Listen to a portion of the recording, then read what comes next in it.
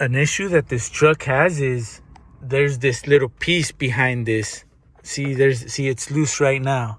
So there's this piece right here behind the steering wheel that just pops out.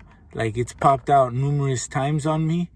At first I was like, oh man, it's just loose, but then I popped it back in, but it's just randomly, it just comes out on its own, and it's like out there, and it's pretty sensitive.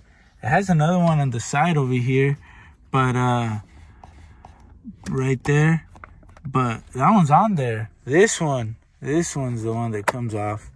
It's another issue that this truck has.